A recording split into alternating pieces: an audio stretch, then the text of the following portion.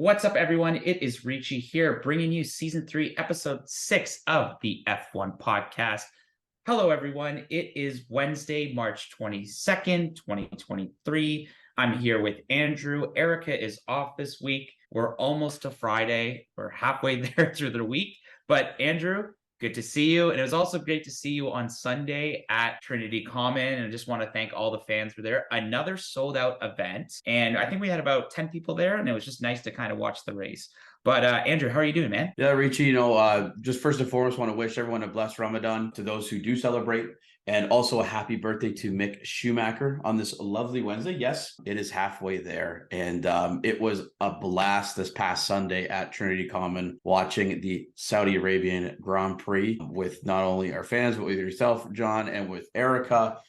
There was lots of laughs, lots of driver love, and lots of tears running down my face when Stroll had his DNF. Yeah, we got a lot to talk about this race. Why don't we just get right into it? You bet, baby. It is the fastest lap recap. Again, waiting for our sponsor, but the to be determined sponsored fastest lap recap will be presented by John this week. John, the fastest lap of the Saudi Arabia Grand Prix was set by Mr. Max Verstappen, who had the fastest time of a 1 minute 31.906 seconds. So I have the stopwatch. And when you are ready. Thanks, Andrew. And hello, everyone. We head to Jeddah for the Saudi Arabia Grand Prix for the second race of the 2023 season. At Sunday's race, where defending champion Max Verstappen started 15th place on the grid due to a drive shaft failure that happened in qualifying, and Leclerc starting P12 because of 10th-place grid penalty. Sergio Perez started on the pole for the second time in his career, followed by Fernando Alonso next to him in the front row for his 39th time of his career. Lights went out in Jeddah, and Alonso had an amazing start, but was caught with a 5-second time penalty for incorrect starting location. And I believe this is the second time this has happened this year. Let's see what happens. Also want to note, one of the McLaren's, just look at that time. One of McLaren's driver's plate fell off the first lap that almost hit one of the drivers on the turn. As the race went on, they were able to get to, Verstappen was able to get to P4 until the first safety car for Aston Martin's Lance Stroll due to an engine issue. Do you think there was no controversy during the safety car? Sit back, crack open a cold one because it wasn't smooth sailing for Aston Martin. Fernando Alonso came into the pit for his 5-second penalty. However, the rear jack was placed under his car behind the 5-second penalty before even was finished, and resulted in another 10-second penalty, which was given after his podium. It took Verstappen 25 laps to get to P2 and wasn't able to catch his teammate. And Sergio Perez won the Saudi Grand Prix. There we go. Couldn't do it. No, you did it. You got it within time. All right. 131.69. Oh my there you goodness. go. That is tough. I don't know how reporters are able to do that without having tongue twists. But yeah, talk about a crazy race. Where do we want to start? I think it'd be good to start on Saturday when we had probably the shock result of the weekend with Max Verstappen having an engine issue in Q2, which really kind of blew the opportunity open for Checo to get within Max in terms of the driver's standing. I know it's race 2, but to think now that there could be a competitive fight on Red Bull's hands and with Max's engine issue, that kind of opened the door for Checo to get pole, and he was able to deliver on getting that pole for the second year in a row at Jeddah. Yeah, especially that he was out qualifying P2 by 0.155 seconds with Leclerc qualifying. Well, technically Leclerc qualified P2, but was hit with the 10 grid penalty. John, what race are we in? Is it the second race of the season, right? Second race of the season. And they're already getting a grid penalty for overusing system components? You lose. Pardon my French, but what the fuck? What is going on in Maranello, man? This is embarrassing. Yeah, I would not even argue. Not a really good start for the Ferrari drivers, especially. We'll talk about it in the race, but, there was a lot of miscommunication amongst the drivers. You had Leclerc asking when Hamilton was going to pit. Oh, life with Xavi. Good times. Yeah. Maybe we'll get into that with the race because that was a key component to their finish. But had Alonso then go up to P2, Russell P3. So Russell was able to find pace in the car. Hamilton wasn't, finishing P7. But then we go to the start of the race. We're all hyped up for Alonso potentially getting Perez on the first lap, and he did, but the guy couldn't even put his car in the right grid spot or inside the right grid spot. And I might have said this in the fastest lap. Is this the second time a driver this season has put in the wrong location, judging by my notes? Yeah, Ocon did it in Bahrain and then had the barrage of penalties, in which will go under the FIA for being an absolute circus this weekend. Do a barrel roll. That's here nor there. Even if that Alonso not having a correct starting position, he got I missed, okay, I won't lie, I missed the first 10 minutes because I was stuck in traffic trying to get to Trinity Common, but I was able to watch it on my phone. But he was able to get ahead of Checo, no problem. And then all of a sudden, I don't know if you saw that, something happened to one of the McLaren's car. Something fell off their front wing. So I think Piastri made contact. I don't remember with what car or with who. But yeah, front end plate came kind of off, flung back, and I think it struck Norris's car too, because they both had to pit pretty much on the first couple of laps, killing their race. And it's frustrating because, in a way, Piastri had an amazing Saturday where he was able to qualify in Q3 for the first time in his early F1 career. Correct. And it just, his whole race got ruined as a result. And that's two races in a row this week. McLaren have just looked absolutely abysmal. Yeah, and you can even see that at the end of their interviews. It's just that they look so defeated and they wanted to get out of there really quickly. We kind of been talking about this since the start of the season. It doesn't look really promising for them. And I think this is the second straight, they especially not even getting any points out of the first two races. I don't remember the last time this happened to the McLarens, maybe in at least 10 years. Ricci, they are dead last in the Constructors' Championship. Dead freaking last. And to think that Oscar decided to completely shove Alpine out of the way last season to go to McLaren. Karma has a funny way of biting you in the ass, and it has bit the Woking team in the ass pretty hard so far to begin the season. Not a lot of people would have realized this because everyone's just focusing on the fight and the controversy to happen on the podium today. I need to get into that because I have so many issues with what happened on the podium. So for people that did not watch the race, Sergio Perez got his 5th win of the season. Verstappen was able to jump at least the whole grid to get to P2. Fernando Alonso got P3, then because he didn't serve his penalty correctly, was hit with a 10-second penalty, which was given to him after he was on the podium celebrating his 100th podium as a driver. Then Aston Martin fought it and won it, but what a mess. Here's my problem with it. So 2 weeks ago when we had Bahrain, Ocon had the same issue where he served his 5-second penalty, quote unquote, incorrectly, was accused of that during the race, and then had to serve a 10-second penalty during the race, in which then he sped, which led to another. Anyways, it snowballed. But the fact is, the FIA had time to figure it out during the race that said, hey, you served the 5-second penalty incorrectly, therefore you will have to serve the 10-second penalty during the race. Fine by me. Now we go to this past weekend where this was like when the safety car came out, and I think it was like lap 19, 20. It was early when the safety car came out. But smart on Fernando's part is that he was able to build a gap far enough from Russell in P3 where he was able to serve the 5-second penalty under the safety car and not lose his position on the grid, right? Which was great to see. But according to FIA, apparently, so the back jackman had the jack put into the car and they just stood there for 5 seconds. So apparently there's a rule where you can't touch the car for 5 seconds. Fine by me. But I guess there's other instant cases where how Aston Martin fought this was that there's precedent cases saying that, yeah, you could put the jack there just as long as you didn't raise the car, didn't do anything for that 5 seconds.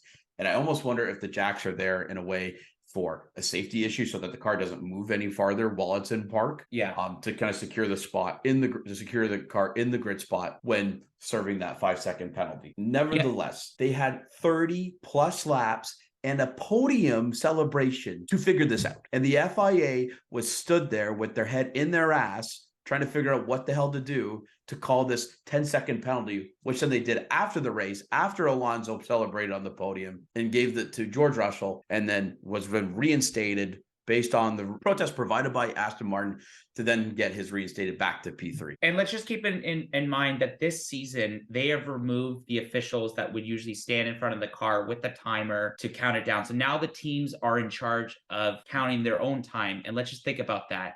Anytime somebody wants to serve a penalty, you're going to probably cheat. Let's be real. You're probably going to get out right away. Oh, don't tell me that teams aren't going to take the 0.1 extra potential second of an error when calculating to go fast. Like it is ingrained in their mind that every 10th, 100th, thousandth of a second matters when it comes to when it comes to racing. So to tell me that you can have a team, like have their own team kind of, determine that 5-second penalty, they're obviously going to jump the gun. Why wouldn't you? Like, this is why I don't understand. The FIA doesn't have another guy just have the clock ready, tap the back guy, and then boom, there you go. What was wrong with that? Will Buxton, I think he said it pretty well. If the quote on Twitter, if the FIA is going to penalize teams for doing their own timings on when their car stops and when their crew get to work, they need to install their own timers on the pit so there can be no debate.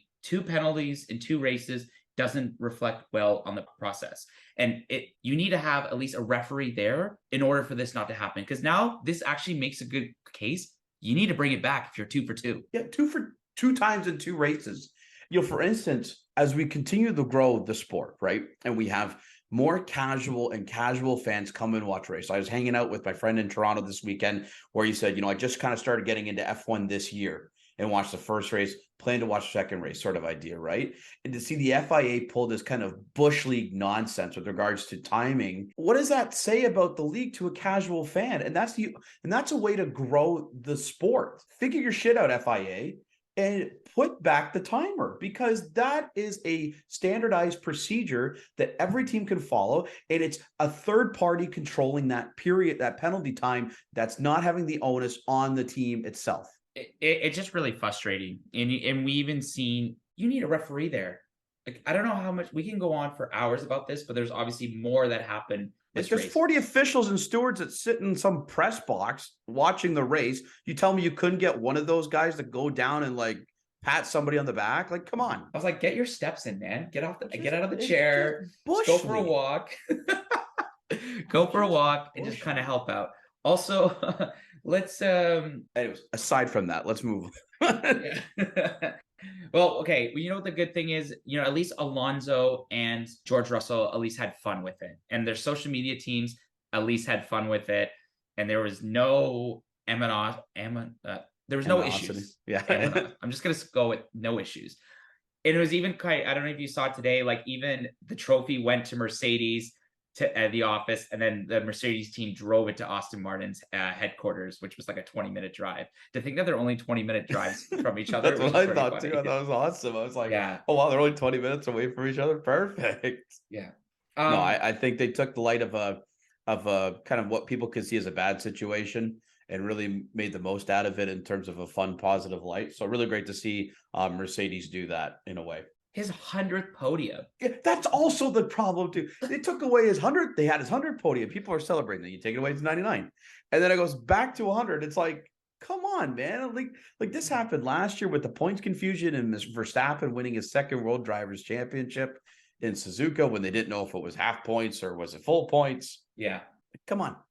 But I think we could admit that Checo is the king of the streets. He had a phenomenal race weekend. I mean, there was some controversy towards the last couple of laps with him and Max, but looks like he really wants to fight for this title after today's weekend. Checo is legit the king of the street circuits. He might as well swap that racing helmet for a crown every time we drive in a street circuit, because that guy is absolutely money. And my sports book says that as well, because I put a little spicy bet on Checo winning this weekend, and he did from P1. It was incredible drive. It really showed his mettle throughout the entire race by, overtaking Alonso early in the race after giving that up, and then creating a huge gap before the safety car. And then once the safety car hit, credit to Max. Max had an incredible drive, jumping, 15 or 13 positions in a street circuit. So that Red Bull is an absolute rocket anywhere. And Max is just an incredible driver, but Max was able to get the P4 at that position. So, when we were sitting there, Johnny, you and I were kind of thinking, like, there could be an opportunity where Max has a chance to overtake Checo now with that safety car. But Checo had no business of that. He was able to build that 5-second gap to P2. And to my surprise, truthfully, he kept that pace the entire rest of the race. And Max had no sniff at him for P1. Just goes to show that, give Checo an incredible car, he can do incredible things. Well, I was just thinking that it took him Max, I think 25, not even 25 laps to get to P2, if I'm not mistaken. But it was just wild how fast he was going. But there was a little bit of controversy towards the end of the track about like the fastest lap. And even we talked about this earlier in the episode when I was doing the fastest lap. Max went for it, and there was a little bit of banter at the end between the drivers at it. And he even admitted, he said to the media, quote, I'm not here to be second. This is supposed to be a team sport, but obviously you're fighting for the constructors, you're fighting for the drivers tournament. Like, you should be very proud for this. But now, like, think about it. Because of that fastest lap, he's now 1 point ahead of Sergio Perez, and they're not even tied together in the driver's standing. Yeah, there's no way Max wants to give Checo a sniff at P1 Correct. At any position if possible, because that's just the way Max is. And you could tell like the withholding of information kind of really set back or create a little bit of paranoia in both drivers. Having Hugh Bird coming on to tell Checo that the target is 32.6 plus 0.4. And Checo goes, what time did Max do his last lap? And it was the 32.6. So he goes like, then why are you telling me 33? Right? Like, yeah, like that kind of information says, okay, you want me to finish P2, and we're only the second race in the year. Like, let them race at this point, which then luckily enough, they were able to do that. I don't blame Max for going for the fast lap. Look, it's a hardcore way to look at it, but he wants every point that he can get. And I think he might be a little bit nervous now that seeing how Checo performed this past race in the same car, maybe a little bit of creep of doubts coming in his head. We might have Hamilton versus Rosberg 2.0 this season, which, if anything, I would love to see, because at least it's some form of storyline instead of Red Bull domination every weekend, Max finishing 1, Checo finishing 2. Let's see some internal battle going on. Yeah, and I think it definitely would be good for the sport if we could see these two both fighting. And even you saw this, but Checo even celebrated with his old teammate fans. Well, obviously with the Aston Martin, previously being with oh gosh, now I'm blanking what team he was before that team. Well, Racing Point, Aston Martin. Racing Point, sorry, yeah. Yes. Even celebrating with them, and then celebrating with the Red Bull fans. And okay, is it confirmed that Max Verstappen's dad patted him congratulations? That was all over social media that he did it. Yeah, so there was like obviously every camera angle where Jos Verstappen just looked so stoic, had no emotion whatsoever. But there was a camera angle that apparently after where the feed has traditionally cut off on you see all social media platforms this week. There was a camera angle where from behind he did slightly congratulate Checo in the race win. Look, Yost being Yost, like this dude is ridiculously hardcore. He's, but it's funny in contrast where let's go back to Mexico for the past couple of years where Max has won the race. Checo's finished P3. Yeah. And Checo's dad has been celebrating with both. Mm-hmm. And I really applaud that. I'm not, Yost is a very hardcore person. I'm not defending what he did, but he's just a very hardcore in his way. But I did see it where he did congratulate him after the camera cut away. Yeah, it's funny because his face reminded me of like when you ever go to a McDonald's in like the morning and they're done serving hash browns, like you get there at like 11:05, and you just have that face of just like, I have to settle for small fries. That literally looked like what he was. It's just what he was experienced right there at the cashier. But yeah, it's very interesting to kind of see that all banter, and especially the post game interview.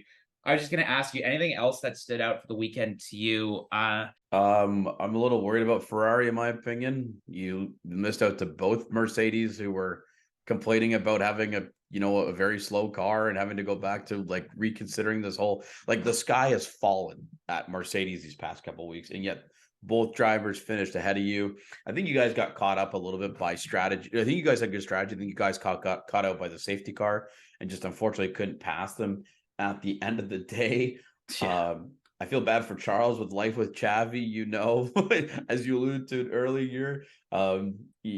Hamilton was pitted during the safety car, and he told Leclerc to push after Hamilton pitted instead of like before. And Charles made it very clear he was annoyed with him, because you need to know this. Like, that is basic level communication 101. It's Bush League. It really is Bush League communication. I was like, what is going on? Yeah, and it doesn't really goes too well. But you know what is one thing that what I did talk about before this weekend is all the drivers that at least have experience on this track did reasonably well. Because you look at it, both the Red Bulls are together. Fernando Alonso might be the outlier. George Russell, like the Mercedes are together, the Ferraris are together, the Alpines are together. Haas's, in fairness, I think Stroll would have gotten he would have scored points if he didn't have his car didn't break down, like the engine didn't blow up on him. So it could have been like 5 teams finishing double points this week. Yeah. But it was really nice seeing you see that end where Logan Sargent passed Lando Norris with like a couple of laps to go. I've never seen more coverage on a fight for P16 in my entire life than the final 12 laps or so of like the Jeddah Grand Prix. And again, I know Erica's not here to defend her team, but I honestly don't think she'd be defending your team right now. It is really scary how bad that team from Woking is right now.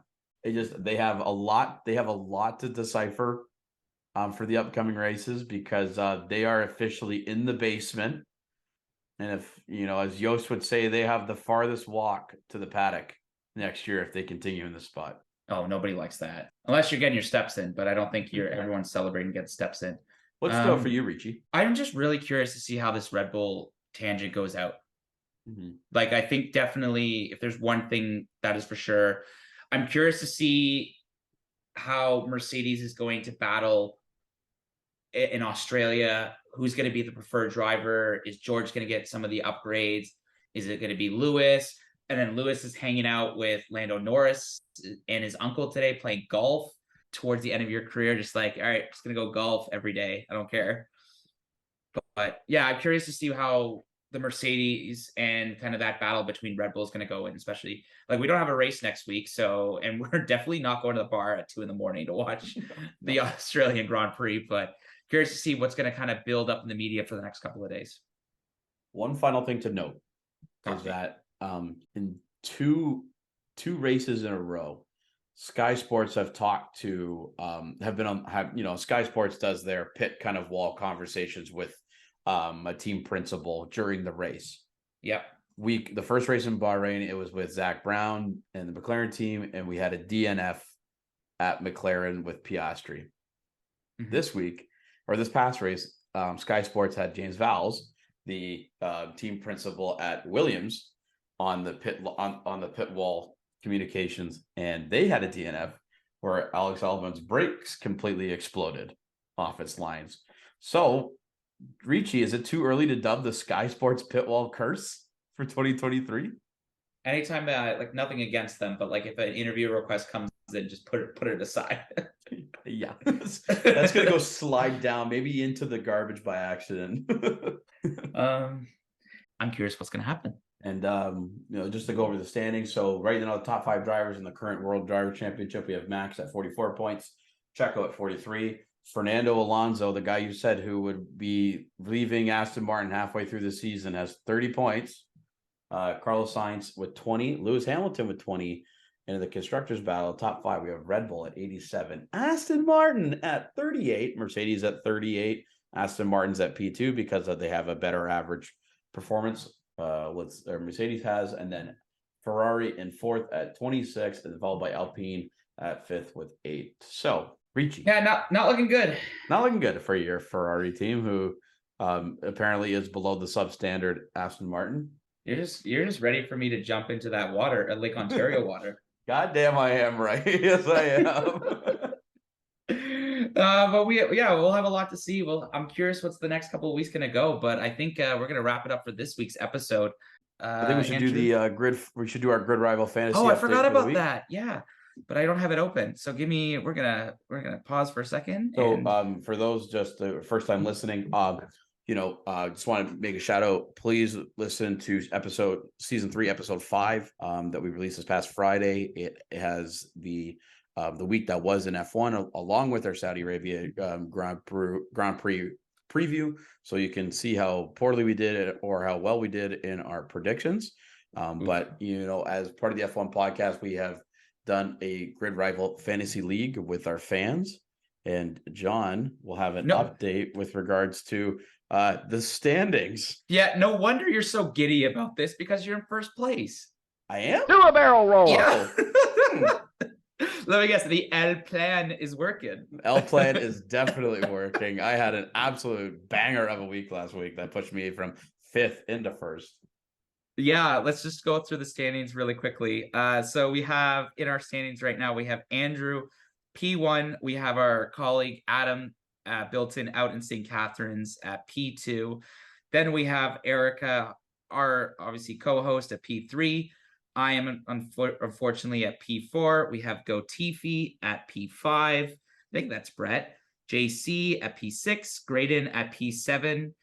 I guess he forgot to put it. I got Matt Ville at P8. And then we have Andrea at P9. And then Spencer maybe closes off the top 10 at P10.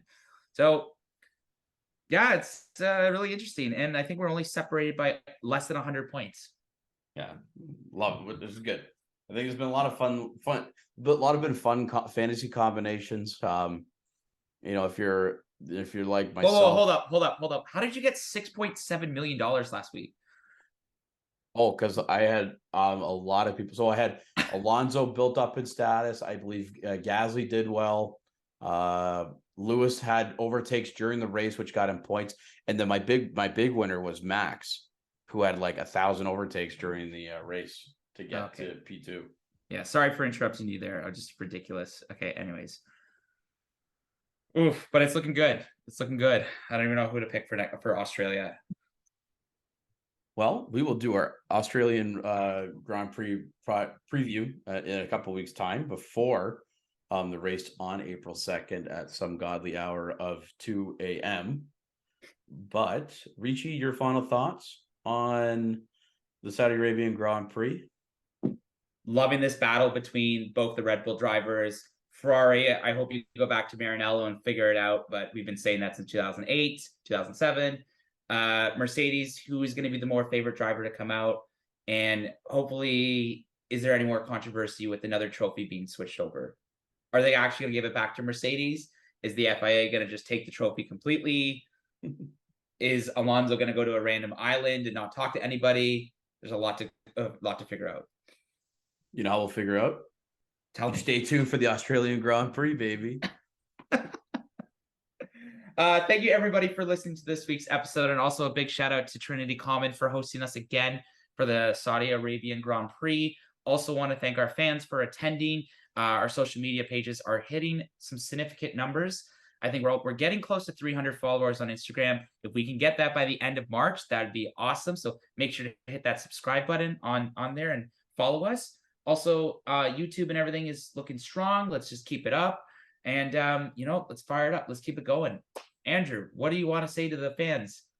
I want to say thank you very much for listening to Season 3, Episode 6 of the F1 Podcast. As Richie has mentioned, get calm, get fired up, because we will be releasing this podcast episode on Apple Podcasts, Spotify, and XRichie's YouTube channel. And looking forward to going down under for the Australian Grand Prix.